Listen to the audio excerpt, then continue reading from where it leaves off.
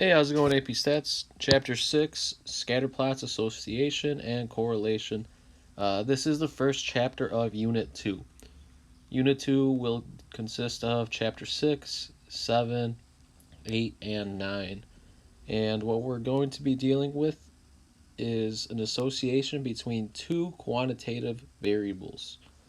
And we're going to be looking at that mainly through scatter plots. So two quantitative variables. So let's try to think of an example here. You don't have to write this in, but remember, two quantitative variables, these are variables where we can actually measure their quantities in some sort of units. So maybe on the bottom here we're measuring time and number of years. We can say maybe number of years since 2000.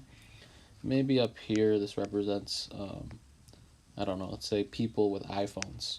So as the years are progressing and more time has passed, we can see that based on the relationship with the scatter plot, it looks like the number of iPhones per person has been increasing, or per city, or whatever it is that we're talking about. So two quantitative variables. So what is a scatter plot? A scatter plot's a graph that shows a relationship between two quantitative variables.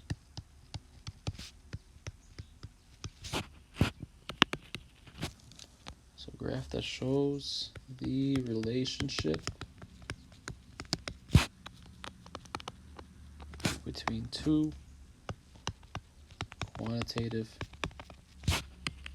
variables. All right. Explanatory variables and response variables. Think of this as like the x and y. And an easy way to remember this, the word explanatory literally has the word x in it. So explanatory, it explains the response variable. It's your independent variable. This is your dependent. The dependent depends on the independent. The response depends on the explanation. All right, so the explanatory variable, think of this as x. Think of the response as y. Think of this as your independent, and your response is the dependent.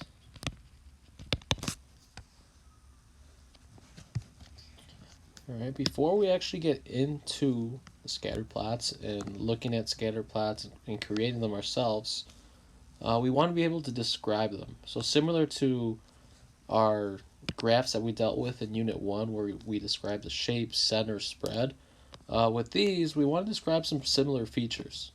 The first thing that we want to describe is the direction.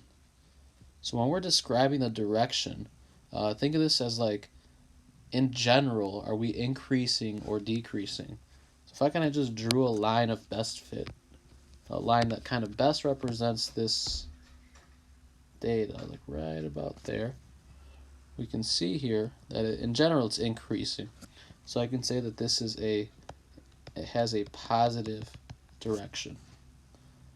So as x is increasing, y is also increasing. Similarly for this one, we can see we have more of a negative direction. And what this means is as x is increasing, our y is decreasing. So as we're moving further along the x-axis, our y values are moving in a negative direction. Okay. And then what we have here is kind of more of this cloud-like shape, where it's kind of just a bunch of random scatter. Doesn't really seem to be any sort of association. You can see that there's no line that really fits this nicely. So this one we say has no direction.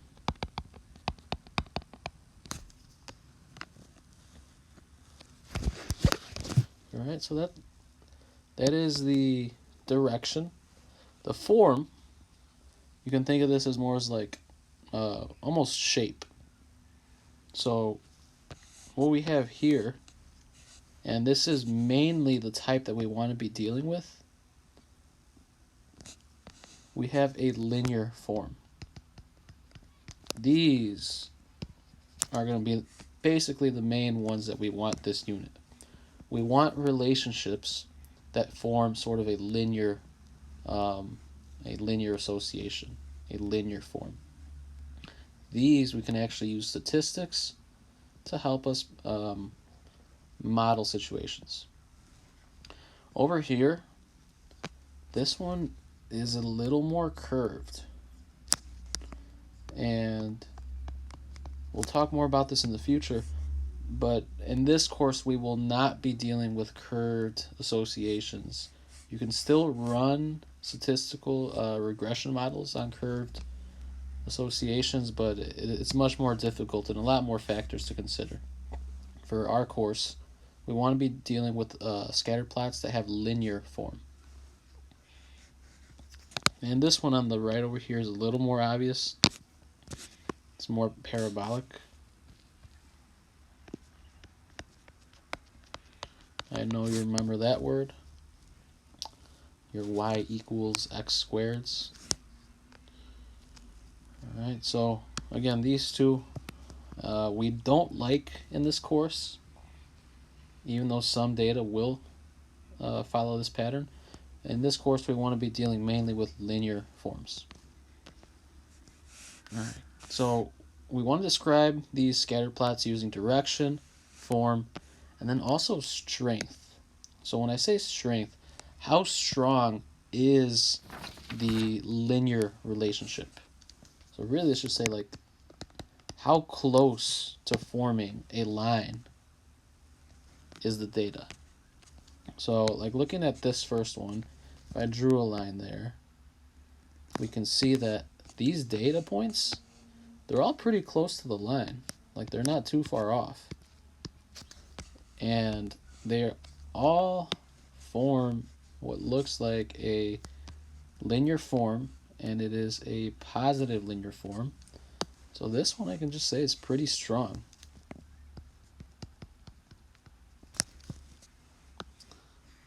The one over here, yeah, it's also linear. We can see that.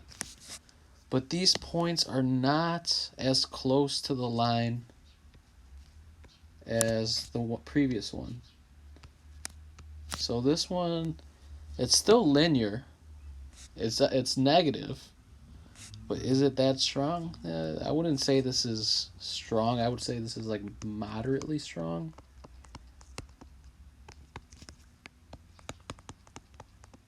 Or moderate even. Well, this one over here, again, we see the curve, right? We definitely see the curve there. But when we're talking about strength, it's how linear is it? So if I actually drew a line of best fit here, the line would actually look something like this, if it's just a linear function.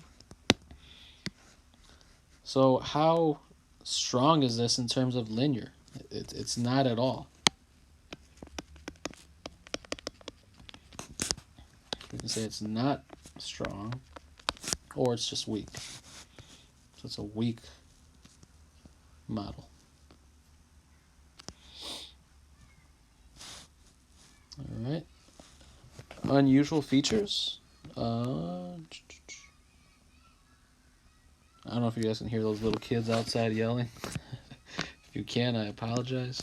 But we have some unusual features also with these scatter plots. We got these possible outliers.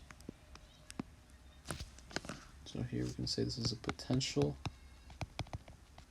outlier. In the y direction, because the reason it's an outlier is it's really high. Right? The y value of that coordinate is the one that makes it an outlier. We're like this one over here. This guy's really far out from the rest of them. He's a potential outlier or possible outlier in the x direction.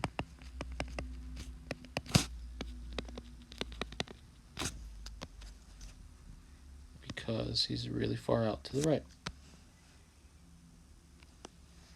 Alright, so when describing your scatter plots, direction, form, strength, and unusual features.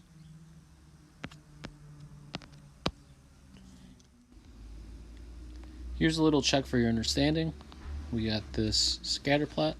Let's describe the direction. Let's describe the form. Let's describe the strength. And let's mention any unusual features.